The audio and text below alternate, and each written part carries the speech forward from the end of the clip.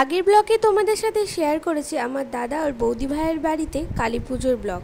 তো তারপরে ফিরতে ফিরতে যেহেতু অনেকটা রাত্রি হয়ে গেছিলো, তাই সকালবেলা, সকাল বলবো না, অনেকটা বেলায় হয়ে গেছে, তো চলে যাচ্ছিলাম আবার দাদা বৌদির ভাইয়ের বাড়িতে প্রসাদ খাওয়ার জন্য। তো আমরা সুন্দর করে রেডি হয়ে গেছি, আর কোচবিহারে গরমটাও বেশ পড়েছে এখন। আমরা পৌঁছে গেছি ওদের বাড়িতে, আর পৌঁছে গিয়ে একটুখানি বসে তারপর আমরা চলে এলাম প্রসাদ খাওয়ার জন্য। অ্যাকচুয়ালি ওদের পুজো হওয়ার পর দিন সারাদিনই ওদের বাড়িতে প্রসাদ খাওয়ানোর পর্ব চলে।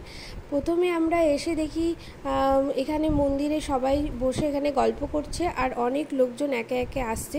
তো তারপর আমাদের প্রসাদ দিয়ে দেয়। প্রসাদে ছিল ভ্রুনা খিচুড়ি, পনির দিয়ে একটা সবজি, আর একটা পটল দিয়ে সবজি, আর মিষ্টি, পাঁপড়। আমাদের খাওয়া দাওয়া কমপ্লিট, এখানে একটু বসেছিলাম। আর বিকালবেলা আবার হচ্ছে বিসর্জন, মা তো চলে যাবে, তারপর হচ্ছে আবার খাওয়া দাওয়ার পর্ব। তাই একটুখানি রেস্ট নিয়ে চলে যাব বাড়িতে, স্নান টান করে আবার আসবো। আবার ওই বিকাল 3:30টার মতো বাজে আমরা আবার চলে এসেছি। আর এদিকে দেখো মায়ের বিদায় পর্ব শুরু হয়ে গেছে, আর খেলা হচ্ছে সিঁদুরদান। সিঁদুরদান করার পর আমরা চলে যাব ঘাটে। এখানে আমরা তোরসার পাড়ে আমাদের মা এখানে বিসর্জন দেব। আমরা তোরসার পাড়ে চলে এসেছি, আর ভিউটা দেখো, এখন প্রায় পড়ন্ত বিকেল। তো এখানে খুব সুন্দর একটা ভিউ দেখা যাচ্ছে। আর সব থেকে ভালো লাগছে, দেখো একটা টেম্পোরারি একটা ব্রিজ তৈরি করে দিয়েছে ঘাট পারাপারের জন্য। এত আওয়াজ হচ্ছে ওদিকে, গাড়িগুলো সুন্দরভাবে ওদিকে পারাপার করছে।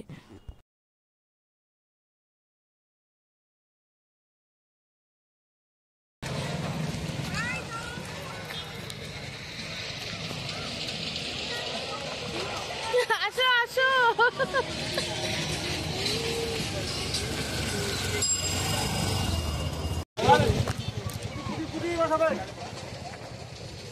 আকাশ সাইডে দেখে আগে ওই স্লিপ কাটলে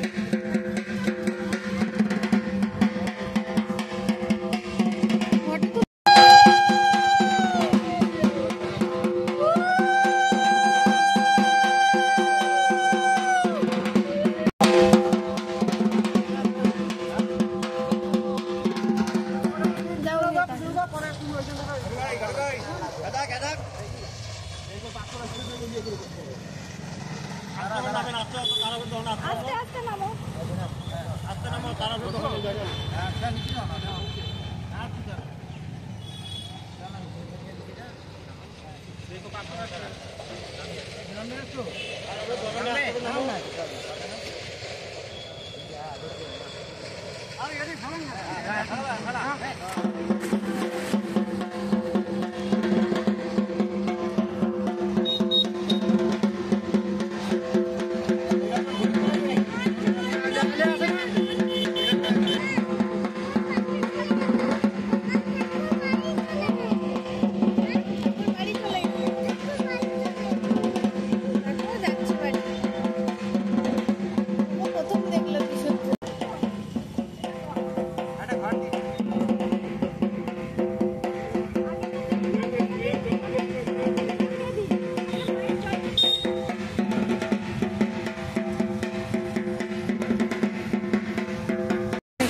খাওয়া চলছে, ভাত, মাছ, ঘোরালি মাছ।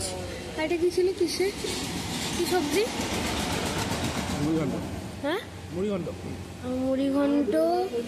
এদিকে হচ্ছে মাছ, ঘোরালি মাছ, ভাত, ডাল, চিপস।